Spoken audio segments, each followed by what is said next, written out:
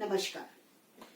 हिंदी व्याकरण के अंतर्गत आज हम सीखेंगे अलंकार। अलंकार का शाब्दिक अर्थ है आभूषण।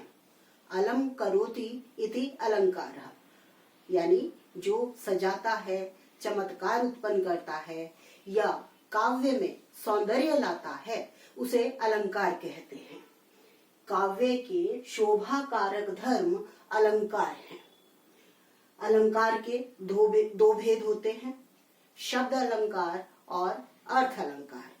क्योंकि जितना भी काव्य व्यापार है वो सब शब्द पर या अर्थ पर निर्भर करता है। जिस तरह से कोई व्यक्ति आभूषण पहन ले तो उसका सौंदर्य बढ़ जाता है, उसी प्रकार काव्य में शब्दालंकार या अर्थालंकार का प्रयोग करने से काव्य का सौंदर्य बढ़ जाता है और उसमें चमत्कार उत्पन्न हो जाता है। तो शब्द अलंकार तीन तरह के हैं या तीन होते हैं। पहला है अनुप्रास अलंकार, दूसरा यमक अलंकार और तीसरा श्लेष अलंकार। आज हम इस वीडियो में शब्द अलंकार को ही विस्तार से और अच्छी तरह से समझने का प्रयास करेंगे। सबसे पहले है अनुप्रास अलंकार। अनुप्रास अलंकार वहां होता है जहां किसी पंक्ति में, किसी पद में वर्णों की आवृत्ति हो। आवृत्ति मीन्स रेपिटिशन, दोहराना। एक ही लेटर, एक ही वर्ण या अक्षर बार बार आए तो उसको कहते हैं कि यहाँ अनुप्रास अलंकार है। जैसे कुछ उदाहरण लिखे हैं मैंने। मुदित महीपति मंदिर आए, सेवक सचिव सुमंत बुलाए। यहाँ देखिए कितना सौंदर्य उत्पन्न हुआ है। पहली पंक्ति में म वर्ण की आवृत्ति हुई है, मुदित म, और दूसरी पंक्ति में स वर्ण की आवृत्ति हो रही है, स वर्ण रिपीट हो रहा है, स बुलाए। इस तरह से वर्णों का बार बार दोहराया जाना अनुप्रास अलंकार कहलाता है। अनुप्रास अलंकार के वैसे तो और भेद हैं, छे का अनुप्रास, वृत्य अनुप्रास, लाटा अनुप्रास, लेकिन हमें उतने डीप में जाने की आवश्यकता नहीं है। केवल इतना ही ध्यान रखना है कि जहाँ बार बार वर्ण आए, एक ही वर्ण बार बार आए, अनुप्रास अलंकार। और उदाहरण देखिए, चारु चंद्र की चंचल किरणें खेल रही थी जलथल में। च वर्ण की आवृत्ति हुई है। चंदू के चाचा ने चंदू की चाची को चांदनी चौक में चांदी के चम्मच से चटनी चटाई। च की आवृत्ति, वो भी अनुप्रास अलंकार का एक उदाहरण है। संसार की समर स्थली में धीरता धारण करो। स और स, ध और ध की आवृत्ति बिल्कुल आसान है, अनुप्रास अलंकार। दूसरा अलंकार है यमक अलंकार। इसको ध्यान से सुनिएगा। एक ही शब्द दो या दो से अधिक बार आए और उसका अर्थ भिन्न हो, अलग अलग अर्थ हो हर बार, वहां यमक अलंकार होता है। एक ही शब्द दो बार आए या दो से अधिक बार आए और हर बार उसका अर्थ अलग हो, वो है यमक अलंकार। कुछ उदाहरण लिखे हैं मैंने। माला फेरत जुग भया, फिरा न मन का फेर, कर का मन का डार दे, मन का फेर। देखिए यहाँ मन का शब्द 2, 3, 4 बार रिपीट हुआ है। माला फेरत जुग भया, फिरा न मन का फेर। यहाँ मन अलग है, का अलग है, लेकिन कवि ने सौंदर्य दिखाने के लिए इकट्ठा कर दिया है। मन का यानी हृदय का, दिल का। मन का फेर, मन नहीं बदला, मन में परिवर्तन नहीं आया। कर का मन का, कर यानी हाथ का मन का, जो आप माला के मोती फेरते रहते हो, उस मन के को डार दो, गिरा दो और अपने मन रूपी मन को बदलो। यहाँ मन का शब्द के दो विभिन्न अर्थ आए हैं। मन का यानी हृदय का और मन का यानी मोती, माला के मोती। दूसरा उदाहरण है, तू मोहन के उर्वशी है, उर्वशी समान। देखिए कितनी सुंदरता है। हे सखी, तू मोहन के उर्वशी है। यहाँ उर शब्द अलग है, बसी शब्द अलग है। उर यानी हृदय में बसती है। हे सखी, तू श्री कृष्ण के हृदय में बसती है, उर्वशी समान। ये उर्वशी है, उर्वशी, उर्वशी का बिगड़ा रूप उर्वशी। तो उर्वशी हृदय में बसने वाली, और उर्वशी यहाँ उर्वशी एक अप्सरा के समान।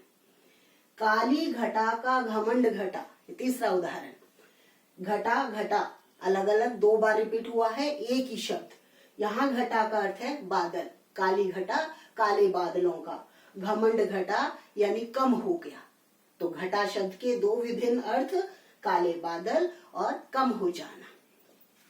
इस तरह से हमने यमक अलंकार में क्या देखा, एक ही शब्द 2 या अधिक बार रिपीट होता है और हर बार उसका अर्थ अलग अलग होता है। तीसरा अलंकार है श्लेष अलंकार, जहां एक शब्द एक ही बार प्रयुक्त हो। यहाँ फोकस करना है हमको एक ही बार पे। शब्द एक है और एक ही बार प्रयुक्त होगा, वो अर्थ भिन्न भिन्न होंगे। यमक और श्लेष में आपको अंतर जानना है, शब्द वहां भी एक ही है लेकिन वो शब्द कई बार रिपीट हो रहा है। उर्वशी उर्वशी, घटा घटा, मनका मनका, एक ही शब्द कई बार आया, अर्थ भिन्न था। और श्लेष में एक ही बार प्रयुक्त होगा शब्द लेकिन अर्थ भिन्न होंगे, वहां श्लेष अलंकार होगा। क्लियर है? एक शब्द एक ही बार आने पर भिन्न भिन्न अर्थ देगा, वो होगा श्लेष। श्लेष का अर्थ है चिपका हुआ, जहां अर्थ चिपके पड़े हैं अलग अलग अर्थ। जैसे उदाहरण देखते हैं, मंगन को देखी पट देत बार बार है। पट शब्द आया है, इसमें है हमारा सौंदर्य। मंगन यानी मांगने वाले को, भिखारी को देखकर पट देत बार बार, कपड़ा बार बार देता है। या पट यानी किवाड़, दरवाजा बार बार बंद कर देता है। तो पट शब्द के 2 विभिन्न अर्थ आए हैं, एक है वस्त्र और दूसरा है दरवाजा। हम यूं भी कह सकते हैं कि उसको बार बार कपड़े देता है और या दरवाजा बंद कर देता है। दूसरा, सुवर्ण को ढूंढत फिरत कवि व्यभिचारी चोर। यहाँ विशेष शब्द है सुवर्ण।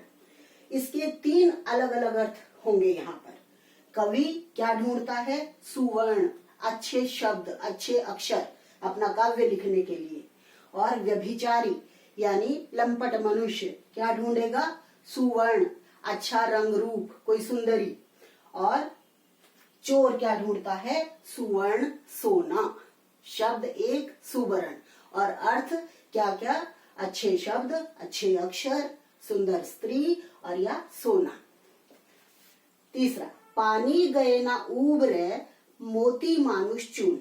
यहाँ पानी शब्द एक बार ही प्रयुक्त हुआ है लेकिन इसके अर्थ मोती के उसमें सेंस में लेंगे तो चमक, मनुष्य में लेंगे मान सम्मान, और चून में इसका अर्थ लेंगे जल पानी।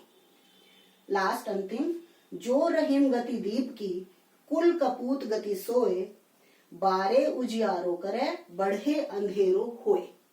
रहीम जी क्या कहते हैं, इसमें दीपक की और कपूत की, एक बुरे पुत्र की तुलना की गई है कि जिस प्रकार एक दीपक जब बारे मीन्स जले तब रोशनी करता है और बढ़े मीन्स बुझ जाने पर अंधेरा करता है, वैसे ही अब कपूत के सेंस में बारे मीन्स बचपन में और बढ़े मीन्स बड़ा होने पर, कि जो कपूत है जब बच्चा होता है बचपन में खूब उजाला करता है, खुश होते हैं देखकर, पता नहीं होता कैसा निकलेगा, और जब वो बढ़ जाता है यानी जवान हो जाता है तब वो अंधेरा कर देता है, सबको अंधकार में जीवन कर देता है पेरेंट्स का।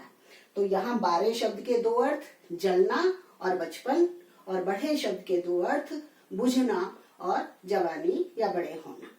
तो इस प्रकार आपको अनुप्रास अलंकार बिल्कुल आसान है, बार बार वर्ण रिपीट होते हैं, और यमक में शब्द 2 या 3 बार आता है, हर बार अर्थ अलग होता है।